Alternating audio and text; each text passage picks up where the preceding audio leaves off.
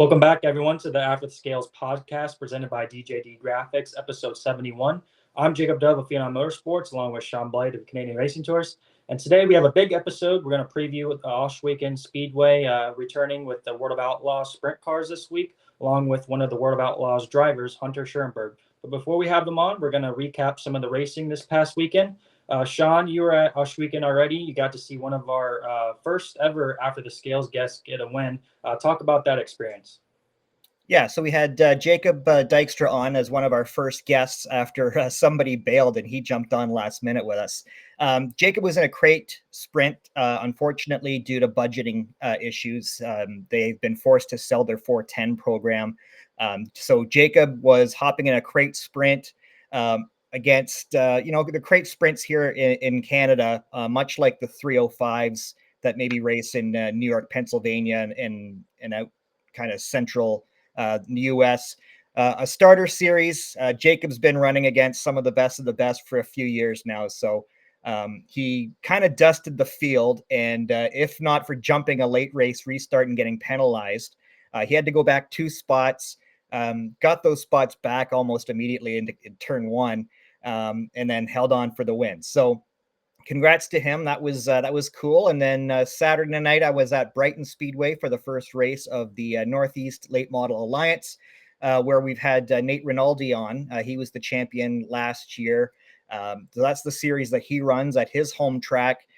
He started 13th, and he was the hard charger, ended up 5th.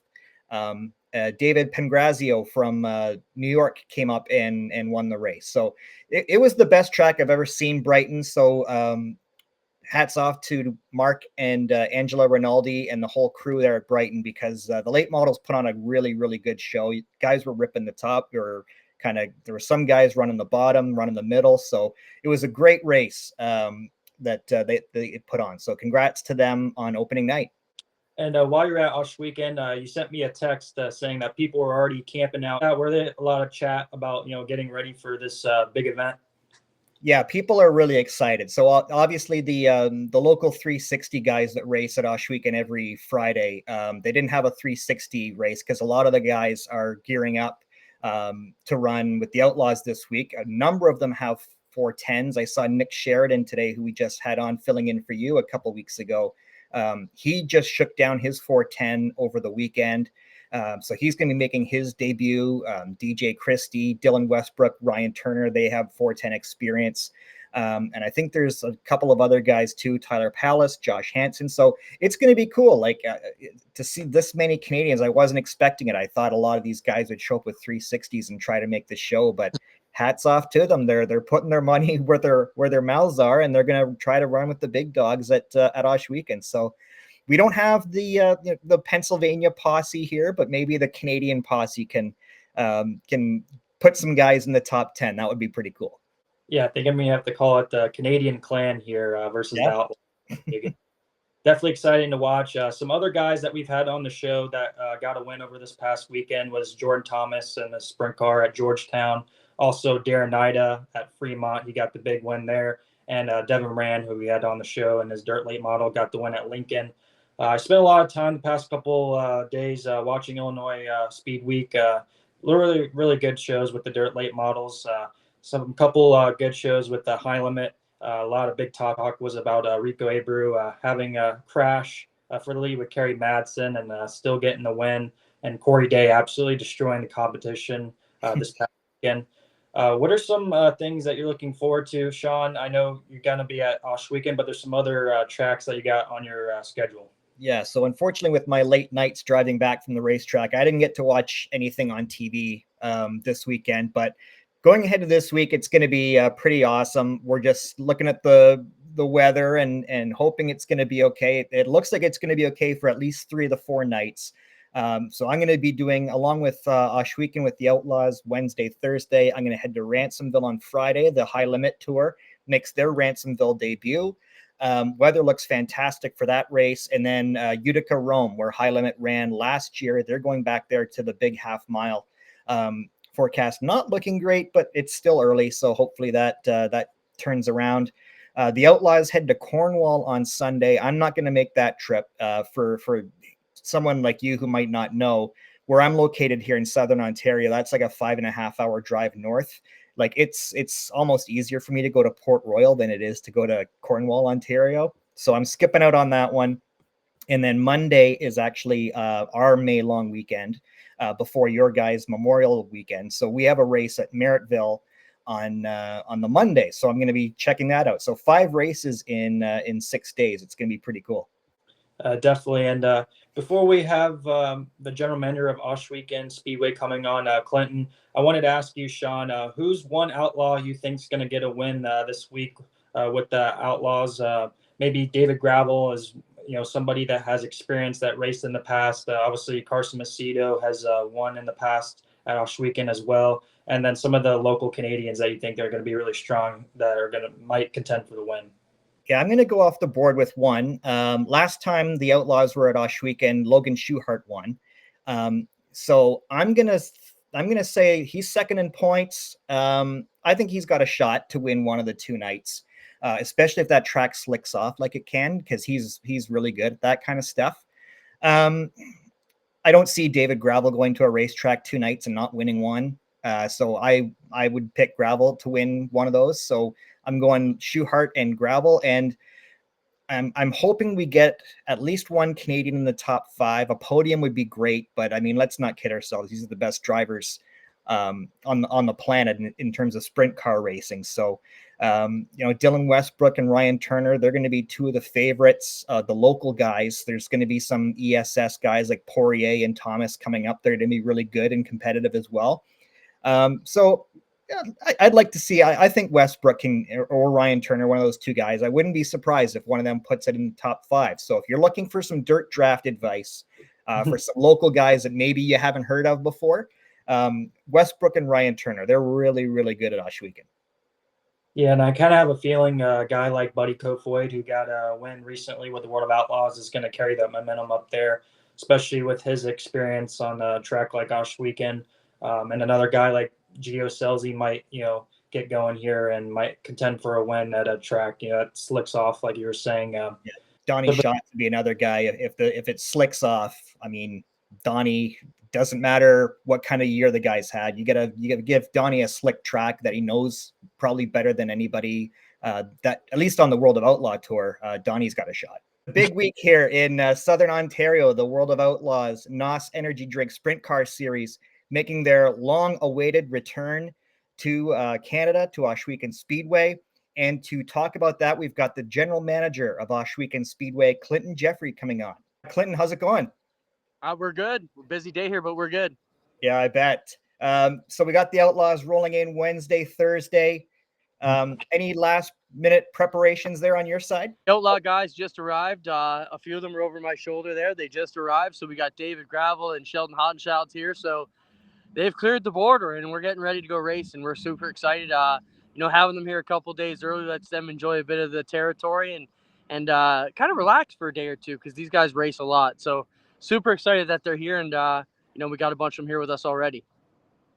Yeah, it was pretty cool earlier today. We saw the convoy getting lined up at, I guess, Moose's LZ's Bar and Grill there in Jonestown, Pennsylvania, which was kind of cool. A bunch of them rolling in. No issues then from what you've heard of? Not that I would expect any, but... No, I mean, we worked hard to make sure the Outlaws had all the requirements they needed. I mean, Doug Leonard obviously was our race director for many years. Yeah. He's now the Outlaw race director. So to have Doug kind of in our corner, helping educate and make sure they had all their paperwork. And, we kind of had an inside guy inside the deal. So, no, we so far we've heard everybody's cleared the border that's attempted, and that's a great thing.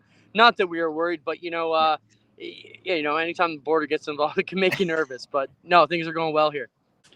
And behind us, you showed us some World of Outlaws guys that are already there. But I know Shaun told me over the weekend that Canadian racing fans were already camping out, getting ready for this week. What are the sights, as you guys get prepared for this big week, 2 nights this weekend? Well, we do have a lot of campers already in the camping. They've been pulling in. Some of them came in Friday and stayed over the weekend, and they'll make the full week. I'd say we probably got about 5% of our campers in already, which is, 40 campers out there already across the 2 fields. We've done a lot of work to obtain some extra, parking to make sure we have enough space for all the fans that were expected to come in. We were able to secure a couple of the farmer fields around the speedway and really make sure we're in a good spot So when it comes time to, when it comes time to do the show, we're going to be in a great spot, and hopefully everybody's got a good place to park. And, the Steyr family put a lot of effort in to make this happen. Yeah, so this is the earliest. I don't know if it's the earliest the track's ever opened, but certainly in a long time. I was at the races on Friday. The track looks like it was in great shape. It had some character on the bottom with some of the holes in there, and the guys just ripping the top. So, any kind of extra preparation to go into making the track ready this early then? Absolutely. By getting us our 2 practices in, and weather was a big problem. We used to have that issue where weather would come in and kind of rain us out early in the spring, or it would be too wet. But now here in the pit area with all the concrete we've got, it was mainly we would have to tow out 80 rigs in a night if it got too wet. Well, now we don't have those problems anymore. So mainly it was just the parking in the pit area was a big part of our problem. So getting those 2 practices in really kind of set the track, if you will, and kind of it lets the problem children cycle to the top, if you will. And like you said, the character we had in Friday night, Glenn and Zig and Ricky and the guys, they tore turn 1 up today and yesterday. And Glenn knows what he's doing. It makes me nervous when they dig a big hole, but they did that before the NASCAR race, and we had a butter smooth track for both races. And I think nobody knows the clay here at Ohsweken better than Glenn. So I try to calm down. He says we're going to dig it. I got a message from him Sunday and said a hole in 1, and it was a big hole, and all the tractors were dug up. But it's that wet spot, so they get the moist clay out. They'll get some dry stuff back in there and be ready to go. But I think, as you mentioned, character, we'll do our best to get rid of all that character, as you say. We want it to be nice and smooth, but I'm confident in our guys, and I think we're going to have a great track both nights. And speaking of Glenn, for our American viewers that might be watching that might not know, Glenn Steyr is the owner of Ohsweken. Working with Glenn, how excited is he to know that the World of Outlaws are coming? 2 nights of action with the biggest sprint car series in the world, putting on in front of the Canadian fans. It's obviously huge for us. Whenever you build your field of dreams and the New York Yankees actually show up, it's pretty darn cool. I was on CHCH, was a regional television network here in Ontario for those U.S. viewers, as you mentioned, and we were out there with Stuart Friesen's car today, live on Morning Live at 8:30 this morning, and ticket sales immediately started ringing in after we were done. So I think we reached some new faces there. But to answer your question, I was describing it. This is the equivalent of like starting a hop and bar and then having AC/DC show up to headline. Like this is major stuff for us, and it's not lost on Glenn. And this Six Nations territory here, a lot of people don't understand. Think you maybe need to be native to come here or shop here, but Six Nations is open for business. Some of the best prices you're going to find, whether it be gas or groceries. It's tax-free region, so. And some of the most beautiful people. So for a lot of people who've never been to Ohsweken, to come out for the Outlaws and experience. And we use it kind of like, if you can use a big box store, like a loss leader, where, we get people in here who we hope will stick around and buy other things. So like our regular Friday night program. So, same thing with NASCAR. We knew NASCAR didn't belong on this sprint car track, but the business doors it opens for us and the new people that come out to it, because we can say, oh, we have this great track and it's a dirt track, and that automatically kind of gets a strike against you till you see our track is nicer than most pavement tracks in North America, and the effort that's put in to spare no expense. So I think that goes a long way to it as well. Just showing the place off, and the Outlaws is a good way to get everybody out. Even if you're a pavement fan, you've seen the Outlaws, you've seen David Gravel and Sheldon Hodgshall and Donnie Schatz. And, a lot of people ask me this week, well, are we getting superstars? I'm like, yeah, we're getting 18 of the best drivers in the world are going to be at Ohsweken. We don't need to pepper this with a NASCAR star. I mean, Stuart Friesen comes in, but let's face it, we claimed him as a dirt guy years ago.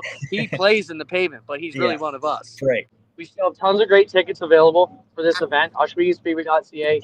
It's got everything you need.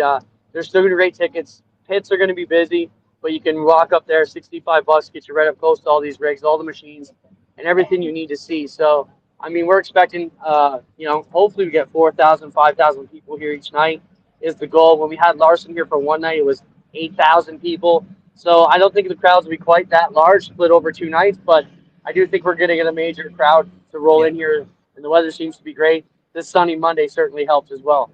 Yeah, I just checked before you came on. I was looking at the tickets for Thursday, and it looks like the front stretch grandstands are almost gone. So if you want to come to Thursday, tickets are disappearing quickly. And I expect the closer we get to Wednesday, the forecast looking better, that Wednesday will be gobbled up too. Clinton, how long has this been in the works? Because it's been 7 or 8 years now, and we've been hearing rumors of or talk about the Outlaws or High Limit or somebody coming back to Canada. But Americans might not understand how much work and effort actually has to go into this. So how long has this been in the works? I mean, we've been trying to get the Outlaws back here since prior to COVID. That's when the border really got tight and kind of clamped everything down on us and made it tough to get them across. Well, this really started. This event came to be in November when they were at World Finals in Charlotte. Uh, that's when a lot of negotiating goes on. Doug Leonard called me that day and said, expect a big call that day. Well, obviously, when Doug said that, I knew what it meant, and I said, okay. So we started talking about it, and the situation was they had a hole in their schedule this weekend because they were going to be at Weedsport for 2 days. Okay. Weedsport felt they would be better off with a midsummer single-day race instead of a 2-day race.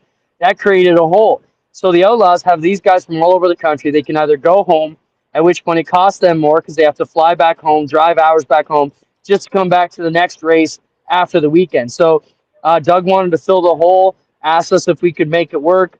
We were able to get together with Glenn the following Monday. He came home. We had a managers meeting, and we just decided, what better way to kick off your season with the World of Outlaws? It was a big risk because of weather, but it's like 25 degrees Celsius here right now. It's hot. We've been sweating our asses off all day, so it's a great thing. And the Outlaws brought racing season for us. So since about mid-November, I guess, it started, and then we really hustled in about 2 weeks to get our ticket ready for December 1st so we could sell a lot of Christmas tickets. And, we've sold probably half of our tickets so far, which is a fantastic pre-sale. We're not worried about it. Rain's the only thing that can crush us, and now rain's not going to be a problem this week, so we're excited. And speaking of tickets, if you haven't, you can go over to the top corner right here and scan this QR code, and it will take you right to the website to purchase your seats for this week.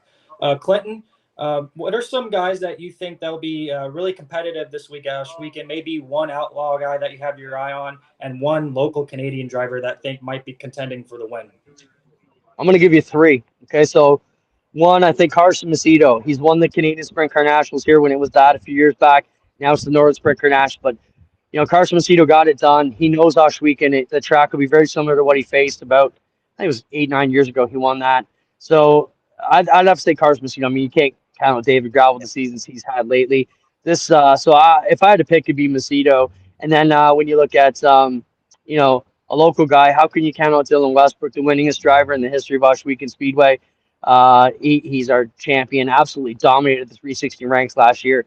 But they're behind the 8 ball. They're getting their car lettered tomorrow. They haven't fired it yet, so I'm not sure what we're going to get out of D-Dubs and his crew right now. But, they know what they're doing. Just because you can get the car started, I don't think it's going to be a big problem. And I know that because they were looking for extra laps, but actually there's a contract that says the Outlaws can't practice on any facility within 7 days of that. So, unfortunately, I couldn't help them out with track time or even firing the car Friday they wanted to do because they'd all be disqualified if they practice. So we had to make sure they knew that.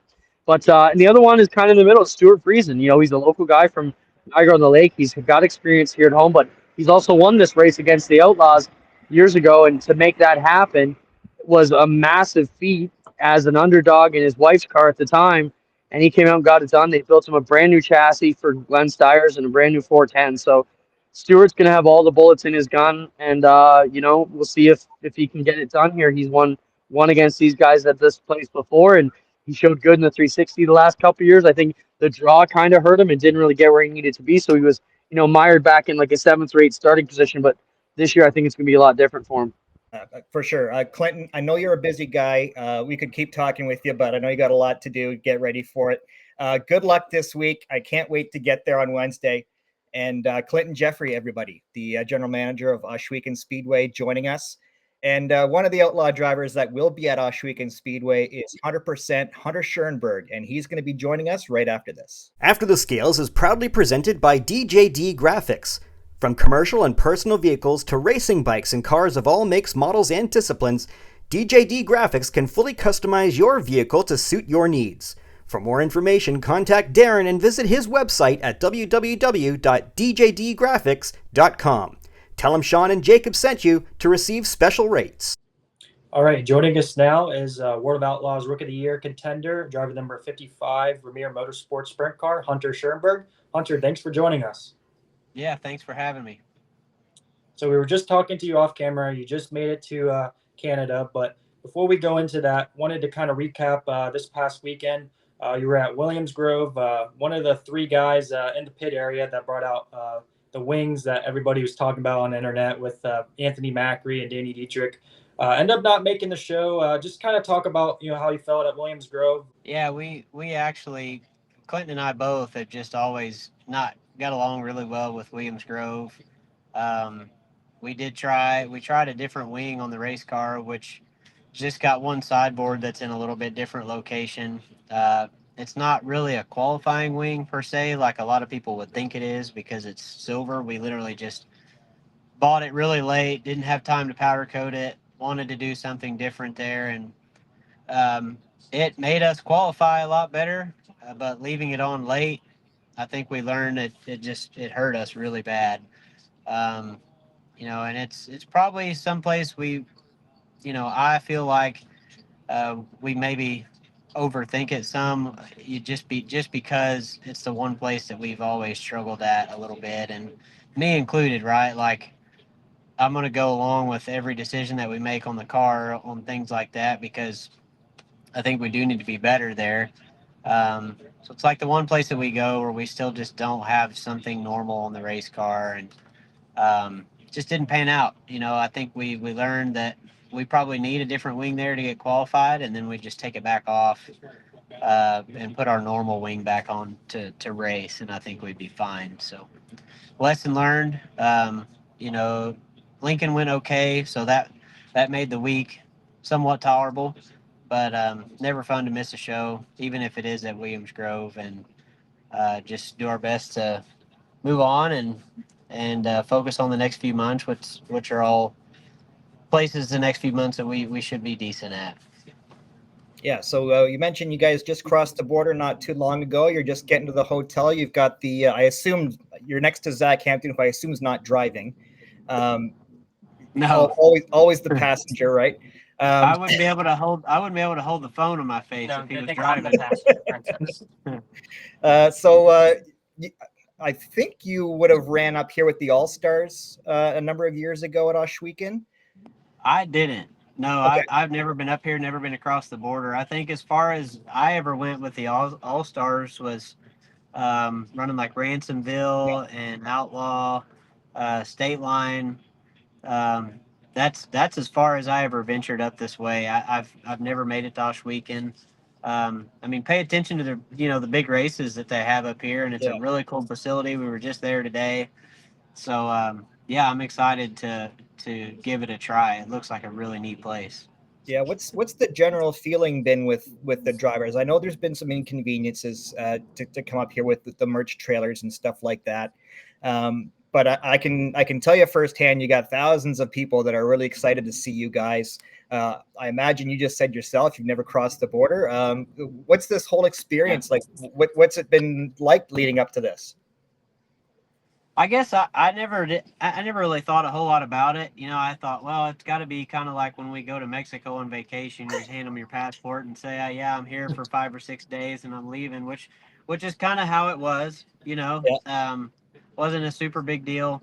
I wish so bad we could have jumped through the hoops to get the merchandise trailer up here, because I know it would have been good for us, and it would have been good for the fans, for them to have multiple drivers up here that had shirts available. But I knew that it was going to be a big task to try to get the trailer here, and we just kind of thought, it's 3 races. Let's go there. Let's focus on getting our car better and trying to salvage some good runs and just do our best to interact with race fans that want to come meet us and stuff like that, and it'll be fine. So I don't think any of the drivers really thought too much about it. Just it was kind of one of those things that was known. Hey, we're probably not going to be able to take a trailer up there. We're going to cross the border in a truck or a car in the race rig, and then from there just go race like we would at home. So I think for me it's just more exciting to just go somewhere new, new racetrack, new fans. You know, I know a lot of Canadian fans do come down to the U.S. to watch races, but then there's a lot that don't. So I'm just excited for that. You know, it's kind of like when I transitioned from USAC to wing sprint car racing, and you had race fans that you would see at certain racetracks all the time, and then when you switched gears and went back to wing sprint car racing, it was a new group of people, and I kind of feel like this may be sort of the same thing. And Hunter, you're currently sitting 12th in the point standings. You have 5 top 10s on the season. You reunited with your family member Clinton Boyles as your crew chief again at Vermeer Motorsports. Just talk about reuniting with him, getting a feel back with the team.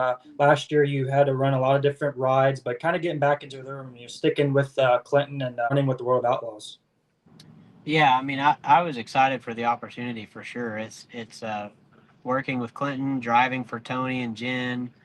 All of that stuff was something I was really excited about. I mean, I think we would all be in agreement that it hasn't started the way that we want it to. But I've raced long enough to know that's just how it goes sometimes. So, but there is not another group of guys that I would rather try to figure it out with, you know, if that makes sense. If we're struggling, then I picked the right guys to struggle with if we had to do it. So, but I know at any given night we could turn it around and be a lot better. And you know, short of Williams Grove last weekend, I think we have done that. Yeah. So yeah, we'll just keep pushing along. Definitely not where I want to be, but I know we can get to where I want to be as well. Yeah, and just on a personal note, it's not very often you buy a driver's shirt and they leave that team, and then they go back to that team so you can wear it again. Now, I bought this. I'll admit, so I bought this a few years ago, a few pounds ago, I should say. So I gotta do some work to squeeze back into it. But overall, the kind of the reuniting has been good for you. Yeah, and I've had a lot of people that have an old shirt. Or any piece of the old merchandise that are just glad to see me back in the car, which I think is cool. I didn't know how that would go, but everybody has been super supportive of the transition back into the car, and everybody just makes comments like, "Hey, glad to see you back with that car."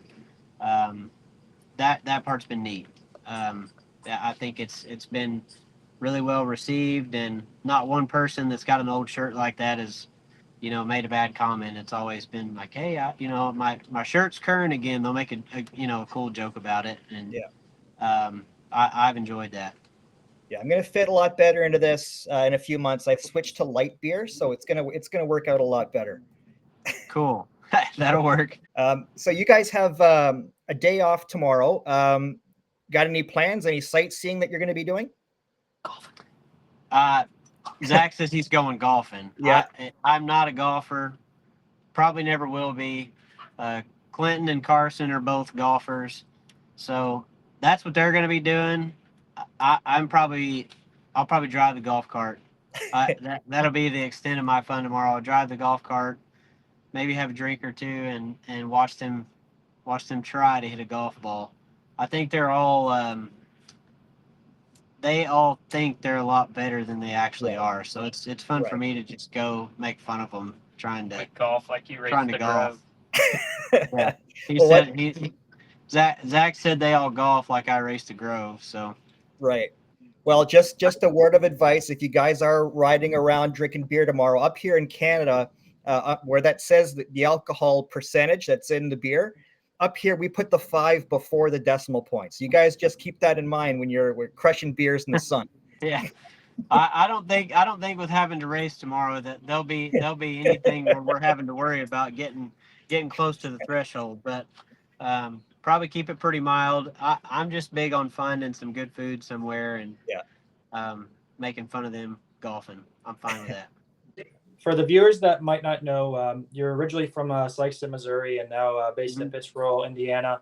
Kind of go back, a couple of years ago when you were running with the non-wing stuff, then progressed into the wing, running the All-Stars. You did very well, and now moved up all the way to the World of Outlaws. Just kind of take us through your full career and how satisfied you are, being able to do this for a living. Yeah, I think living in Missouri, there was not a lot of sprint car racing down there. It was more late model country. I was just always drawn to sprint car racing. So we did the go-kart thing. We did the micro sprint thing for a while. Did wing sprint cars, wing 360s, doing some ASCS stuff for a couple years. And then around 2006, transitioned into doing non-wing stuff. I was there for 10 or 11 years and just kind of decided I wanted to go back to wing sprint car racing because that was sort of my first sprint car love anyway, was the wing stuff. So I think it was probably around 2015 or 16 I started dabbling and just doing both, and then around 2018 made the commitment to just do that completely and focus on getting good at that again. And it's been a lot of ups and downs trying to get back to the point of being as good in a wing sprint car as what I was when I left USAC, where you're competitive, you're competing for race wins. It's hard to go back to wing sprint car racing and in a sense start over. But I feel like I'm getting there and starting to get back to being competitive again, and that's cool. But it's hard for me to think that I've been in some form of a sprint car for probably 17 years now. So long time, but I've enjoyed all of it. All right. And I didn't want to keep you too long. I know you guys have just got to the hotel. You're checking in. So before we let you go, and Zach knows what this is all about because we just had him on.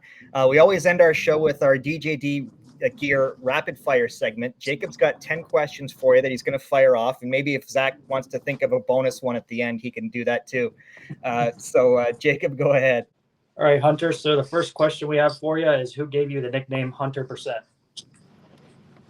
You'd have to ask Tim Clausen and Shaun Buckley, and I think they would argue over which one of them actually did, but it's one of the two. And you lived in both, but which state is better to you, Missouri or Indiana? Indiana's got a lot more racing. And what's your favorite hangout spot in Pittsboro, Indiana? My neighbor's barn. We call it the car barn. That's my favorite hangout. And if you had to race at one racetrack the rest of your career, which would it be? Zach said Williams Grove. I'm going to say no. Probably Kokomo, Indiana. Yeah, and for those watching, High Limits Racing there tonight, so check out Kokomo. But the next question we have for you is, what's the best restaurant to eat post-race meal? Steak and Shake. Ooh. That's a good one. What's your favorite classic car or truck in your collection? I've got a 71 C10 that's got rust hanging all over the top of it, but it's got a really, really cool drivetrain. It's all go and no show. That's my favorite one. Yeah, we think it's really cool that you're into the classic car scene. So what is a dream car or truck that you would love to own one day? Man, that's tough. There's a lot for me. I've always been a 62 Bel Air fan. I've owned a couple of them, but only for resale purposes. I would love to maybe own one of those that I don't feel the need to get rid of. But they're expensive, so I'm probably years away from being able to afford a car like that I don't need to sell. All right, so here comes the fun question since Zach's right next to you. So who would win in a foot race? You, Clinton Boyles, or Zach Hampton? Clinton's got the longest legs, and he also played soccer for a little while. Zach is 5 foot short, so I'm saying he's out for sure. I lack length, I make up RPM. I'm going to go with Clinton. Zach can turn all the RPMs he wants. He's not winning that race. It just so happened to work out. I did this question list before we did this podcast, but we so happened to have Zach right next to you. So is Zach Hampton a certified passenger princess? I'm driving. He's driving right now, but he absolutely is. I promise you, I'm more help as a passenger than he will ever be as a passenger. I promise. All right, and the last question for you, Hunter, is if you were to win an Outlaw feature this year, how would you celebrate? I'm pretty mild-mannered, so I doubt anybody would would get super. I doubt anybody would get a huge kick out of my celebration. You know, I mean, if we didn't have to go to the scales right after the checkered, I'm a big fan of doing donuts. But having to go to the scales kind of kills that for me. So I don't know. Probably just thanking all the people that helped me get to that point and making sure I don't miss anybody.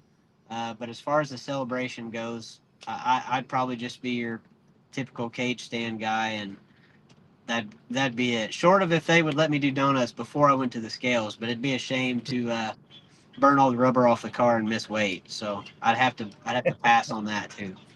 Well, just don't be like Anthony Macri at Williams Grove and slash your finger over smashing a beer on the wing. Yeah, that was pretty unfortunate. Bonus questions from Zach? I don't know. I've listened to him talk enough the last 2 days. I don't know that I have any questions.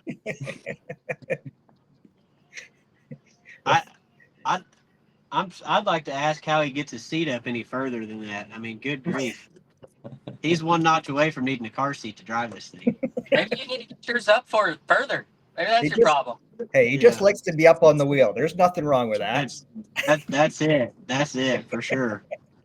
Who's going to finish ahead of each other in the outlaw points? Oh, well, Zach is way more concerned about points than me. He can tell you right down to the race exactly how many points we are spread apart. I until you said 12 today, I honestly had no idea. So I'll let Zach worry about the points. I just want a couple race wins before the season's over. If you get one in Canada, we can throw a party in the pits. I can promise you that. That'll work. Yeah. Hunter, we really appreciate your time, and hopefully you guys have a great trip up here and have a lot of success, and we'll catch up with you on Wednesday. That'll work. I appreciate it. Thank you very much.